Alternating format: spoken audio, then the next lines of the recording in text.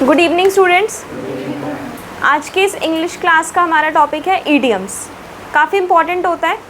देखो, फर्स्ट है whoop it up. इसका मतलब क्या होता है? Enjoy oneself or celebrate in a noisy way, rejoice, make merry, मतलब आनंद लेना, कि अपने हिसाब से किसी चीज़ को सेलिब्रेट करना is called whoop it up. The team really whooped it up in the locker room after their big win. Locker room में उन्होंने काफ़ी अच्छे से सेलिब्रेट किया उनकी बड़ी जीत के बाद। ठीक है। सेकंड है with a vehemence, use to emphasize the degree to which something occurs or is true, मतलब मनोयोग पूर्वक। Use to emphasize the degree to which something occurs or is true with great force. इसका मतलब क्या समझ में आ रहा है कि किसी चीज़ को एम्फेसाइज करना, टू विच समथिंग अकर और विच इज़ ट्रू, जो हो गई है और जो सच है, कुछ उससे रिलेटेड है, मनोयोग पूर्वक। Up against the wall, up against the wall, इसका मतलब क्या है? कठिन स्थिति में, कि अगर आप किसी डिफ़िकल्ट सिचुएशन में हो। एक और होता है बाइट द बुलेट, उसका मतलब क्या होता है? To be in tough situation. तो एक और हो गया up against the wall, right. उसके बाद देखो up in the air, up in the air, इसका मतलब होता है अनिश्चित, अनडिटरमाइंड, मतलब जो निश्चित नहीं है, जो अभी डिसाइडेड नहीं है। Up in the air, confuse हो अभी। ठीक है। उसके बाद है give oneself airs, give oneself airs, अच्छा बनने का नाटक करना, गिव वन सेल्फ एयर्स। ठीक है। उसके बाद है अल्फ़ाबेट सूप। अल्फ़ाबेट सूप का मतलब होता है भ्रम या उलझन में होना, मतलब टू बी कन्फ्यूज्ड, राइट। उसके बाद नेक्स्ट इसमें है एट लार्ज। तो इसका मतलब क्या होता है? एट लार्ज, एट लार्ज का मतलब पकड़ से बाहर भी होता है, पकड़ से बाहर, जैसे क्रिमिनल इज एट लार्ज, और यहाँ पर स्वतंत्र, वही पकड़ से बाहर है, वो स्वतंत्र है, इंडिपेंडेंट है, एट लार्ज। ठीक है। Head over heels, to be madly in love, completely enamored or of someone. To calm down, keep your wig on. To calm down, keep your wig on. शांत रहना, keep your wig on means शांत रहो। ठीक है। उसके बाद है keep your wig on। अच्छा, ये तो सेंटेंस है।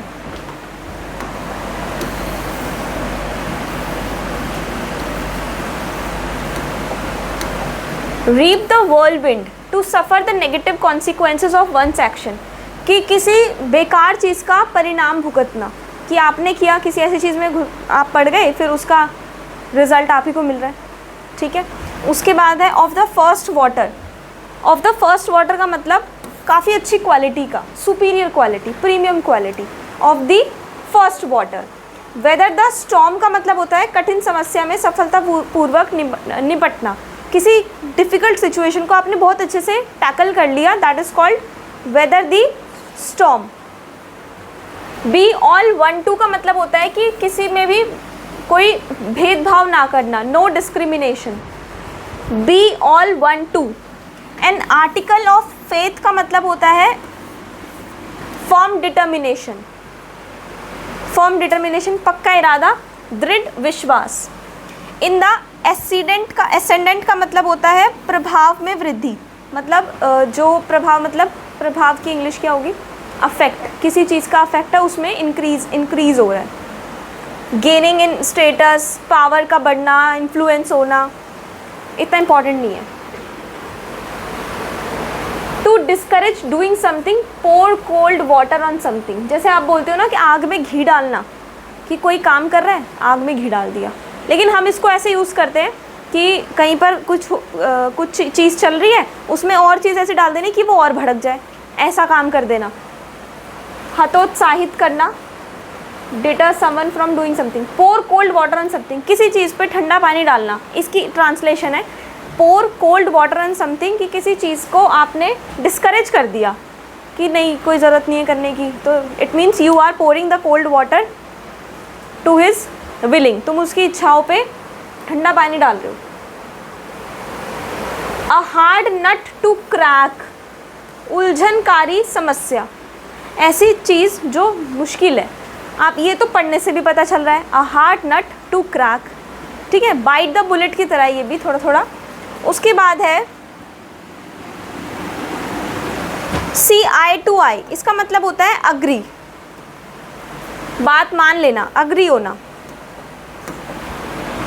सी आई टू आई का मतलब क्या होता है, सहमत होना, see eye to eye. To have a short light sleep, cat nap, cat nap का मतलब क्या होता है, थोड़ा सा सोना, थोड़ा सोना।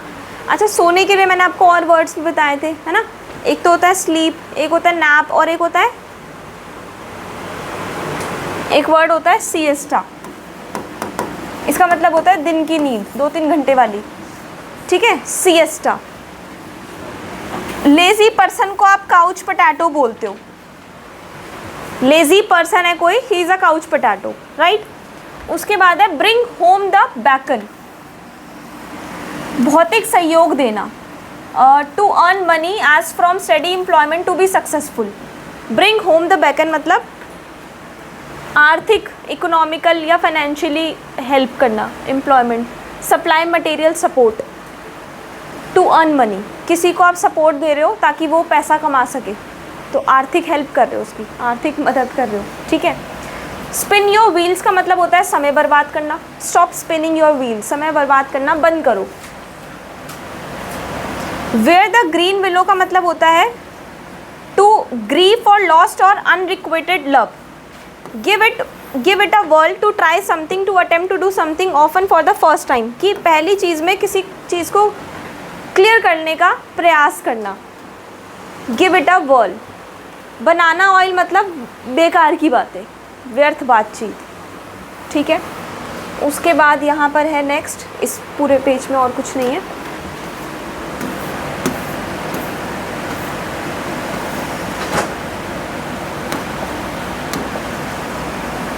टेक एक्सेप्शन टू मतलब किसी चीज़ की कठोर आपत्ति करना, मतलब डेड सेट अगेंस्ट, सख्त खिलाफ।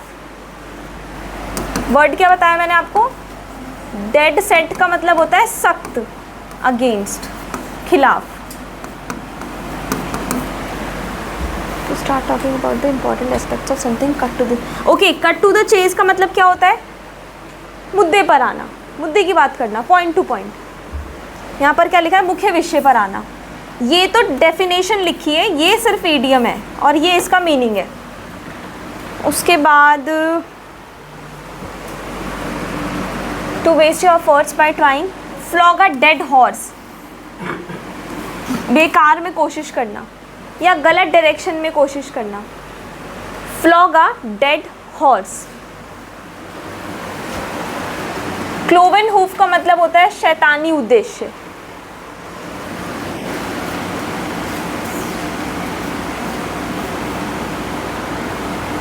फॉल फ्लैट का मतलब होता है निष्प्रभावी होना, to fail completely, fall flat. Fall flat का मतलब गिरना भी होता है, फॉल एंड फ्लैट, ठीक है। उसके बाद नेक्स्ट है as fit as a fiddle. इसको आप, एक और होता है इसके लिए, हेल एंड हार्टी। मैंने आपको फर्स्ट इडियम्स की क्लास में बताया था, हेल एंड हार्टी मतलब स्वस्थ होना, और एक और है as fit as the fiddle, fit से याद रखना, हेल्दी, ठीक है।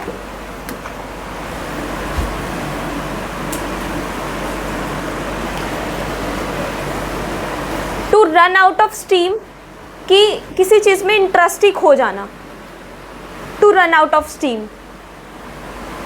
टू पिक होल्स, इसका मतलब होता है गलती ढूंढना, टू पिक होल्स मीन्स गलती ढूंढना।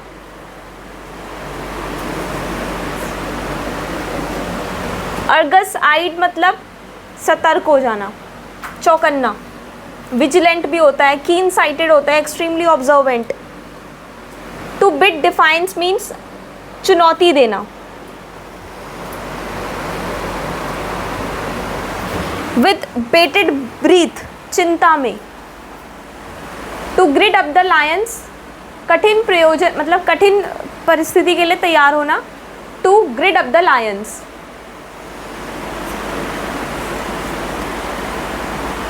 एट समबडीज एक्सपेंस, सिंपल है, किसी के खर्चे पे, paid for by someone.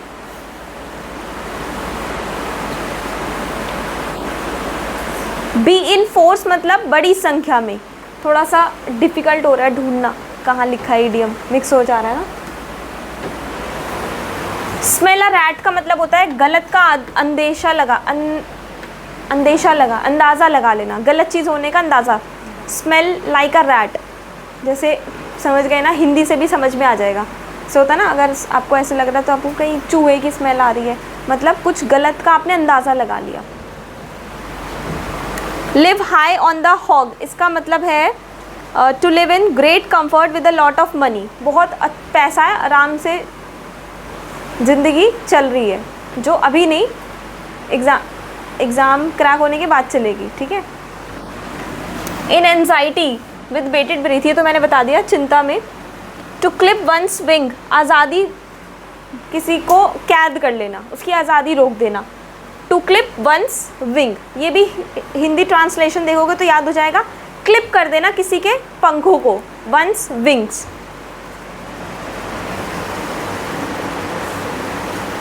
Make a scene मतलब हंगामा खड़ा करना किसी चीज़ का, ठीक है।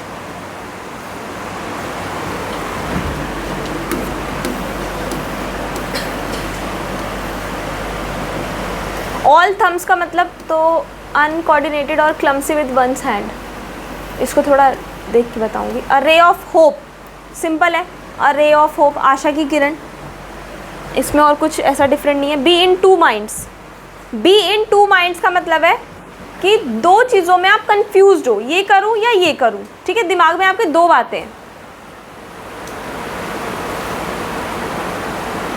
काउंट वंस ब्लेसिंग, कि भगवान ने जो दिया उसके लिए आभारी होना, खुश होना कि ठीक है जो दिया वो बहुत। आईब्रो रेजिंग मतलब आश्चर्य, आईब्रोज रेज कब होती है, जब आप शॉक हो जाते हो, आश्चर्य होता है। अ बैड पैच का मतलब होता है मुश्किल समय। अ डाइम अ डजन का मतलब होता है बहुत सस्ता, डाइम अ डजन किया हुआ है, ठीक है। उसके बाद add insult to injury, add insult to injury मतलब बद से बदतर करना, हालातों को और ख़राब करते जाना। It means you are adding insult to injury.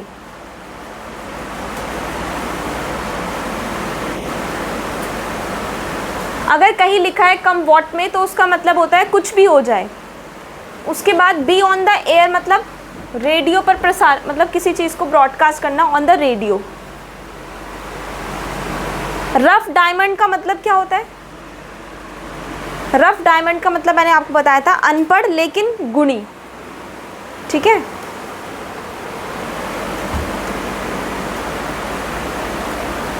Against the clock का मतलब होता है कि समय खत्म होने से पहले ही काम कर लेना, against the clock.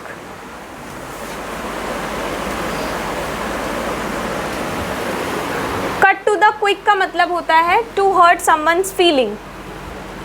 Smell a rat is again repeated. Ended yielded no result, ended in smoke, कोई पर एंडेड इन स्मोक मीन्स कोई रिजल्ट ना निकलना, कोई परिणाम ना निकलना।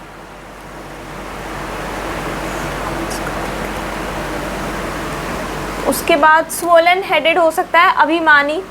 अभिमानी मतलब अभिमान क्या होता है, अभिमान होता है घमंड। अभिमानी मतलब घमंडी, घमंडी को इंग्लिश में एरोगेंट बोलते हैं। प्लेइंग विद फायर, आग से खेलना, मतलब इसमें लिखा है हानिप्रद मामले में are done to do something dangerous, किसी डेंजरस चीज़ में किसी डेंजरस चीज़ को करना। Turned a deaf car, turned a deaf car, deaf का मतलब क्या होता है जो सुन नहीं सकता, टर्न्ड अ डेफ कार का मतलब हो जाएगा अनसुना कर देना। ईयर, यहाँ से ना बिल्कुल बहुत पास है ना, पीछे से क्लियर दिख रहा होगा आपको। To sit on the fence, दुविधा में होना, किसी मुश्किल में होना। इसमें मुश्किल वाले बहुत हैं, क्यों है, क्योंकि बच्चे एग्ज़ाम में मुश्किल में होते हैं ना, इसलिए मुश्किल वाले इडियम्स देते हैं वो। Ran away, take to one's heel, भाग जाना, भाग जाने को फ्ली भी बोलते हैं, FLEE, फ्ली। फ्ली की सेकंड फॉर्म क्या होती है, फ्ली सेकंड फॉर्म फ्ल्यू, वो तो फ्लाई की होती है ना, फ्लाई, फ्ल्यू, फ्लोन। फ्ली की होती है फ्ली, फ्लेड, फ्लेड, ठीक है। Flee, fled, fled, E last वाला ई हटा के डी लगा दोगे।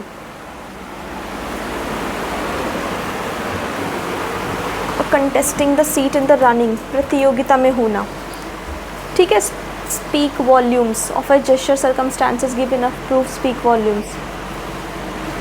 Out of danger, out of the woods, out of the woods का मतलब होता है खतरे से बाहर। Very attentive, all ears, be all ears, be all ears अगर मैं आपको बोल रही हूँ बी ऑल ईयर्स का मतलब पे अटेंशन, ठीक है। यहाँ पे लिखा है all years. Under his nose, आंखों के सामने। अब देखो ईडियम है अंडर हिज नोज, कि उसने ये काम अंडर हिज नोज कर दिया, लेकिन हिंदी में मीनिंग होता है उसकी आंखों के सामने कर दिया, in front of the, in front of someone.